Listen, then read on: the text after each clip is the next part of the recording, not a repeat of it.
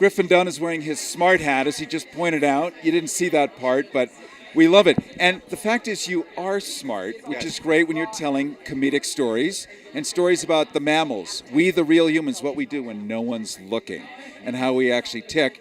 Hence, I love Dick. Doesn't mean everyone does, but enough people seem to, right? Mm-hmm. Yeah, absolutely.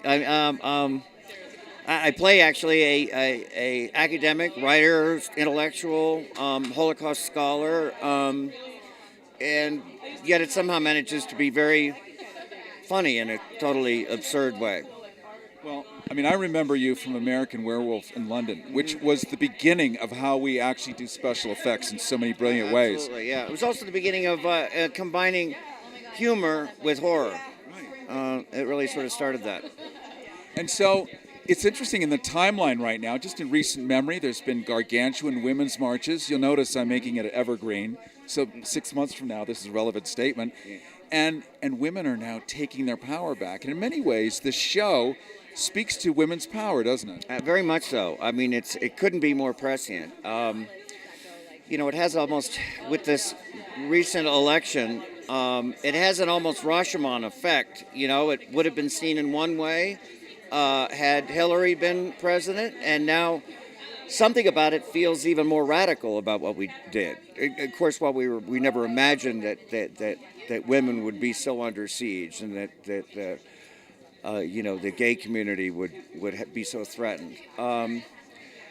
But now this sort of subtext, which Jill isn't really shy about, this subtext of women grabbing their... Yes, we talked to her earlier. Yeah, so she's always seen this, of course, but the theme of a woman finding her voice and her power is somehow even stronger than what the world was like when we were shooting it. I was in a small march just the other day called The Pussy Grabs Back. Yeah. And I thought, this is it. Finally. Also, Mr. Trump has given us a new vulgarity that we never enjoyed before, I think. Well, that's the thing, is he started this. Yes. He's been a vulgarian, a tiny-fingered vulgarian for a long time. and he, so when these sort of stories come out about his vulgarities that he disputes and says that are lying, he's starting all this fake vulgar, this alternate truth thing is alternate facts. It's the most haunting phrase I've ever heard. And we're going to be with 4 years, hopefully less, of just being presented with the administration saying whatever they want and just say, no, that's an alternate fact. And people will accept it. And we were just given a federal department, by the way, that is now basically the Ministry of Truth, where they will decide and declare what's real or not at the pleasure of the government. Is that true? It just signed into the NDAA of 2017.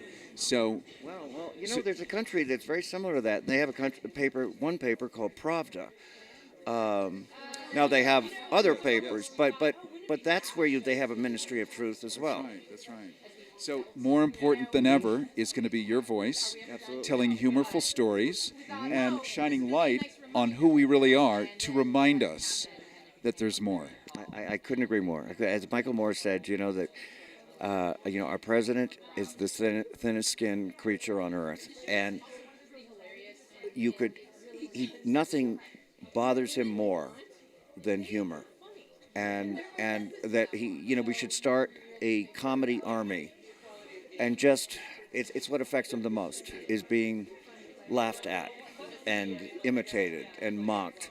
And that's sort of, as an entertainer and a guy who's got a sense of humor, that's my strong suit. When in doubt, chortle it out. Absolutely. Hey, that's good. I'm keeping that.